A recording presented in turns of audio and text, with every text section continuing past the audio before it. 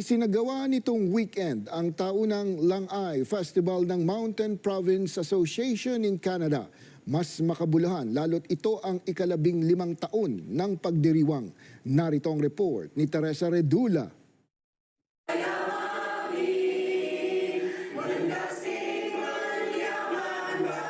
Honoring our roots, embracing our future. Ito ang naging tema ng ika-15 taon ng Langay Festival sa Toronto. Langay comes from the Bontoc term meaning fellowship or sharing among the people.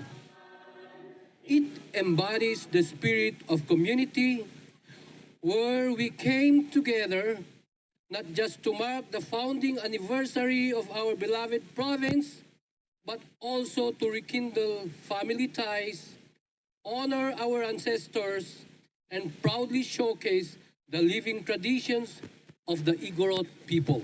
Sanili ay bungot, di ginawa.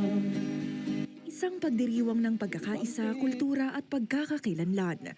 Paraan daw ito ng grupong Mountain Province Association in Canada o MPAC na ipagmalaki taon-taon sa Toronto ang mayamang tradisyon ng Cordillera sa kanilang komunidad at sa mga susunod na henerasyon. Well, it's just for us to remember our own back homes. We would want them to also recognize our traditions, right? If you look at it, we are playing all these gongs. That's our culture. They recognize our dances. Isinagawa rin ng mga cultural presentations, gayon din ng mga palaro, community dance at pagbibigay ng mga parangal.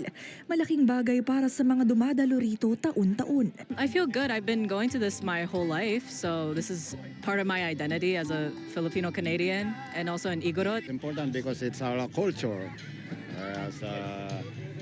In every municipality, in a unity, it's our culture. This is something that's done yearly so that we don't forget where we come from. Dagdag ng grupo, magbabalik ang Langay Festival sa susunod na taon. Come, if you haven't experienced, come join us. Next year, we'll have it again. It will happen every year. Even though we are here in Canada, but at least we gotta celebrate our culture. We're gonna remember the culture that where we were being raised. Yeah, so wherever we are, wherever part of the world you are, you have to celebrate the culture that you were born in. Teresa Redula, Omni News, Toronto.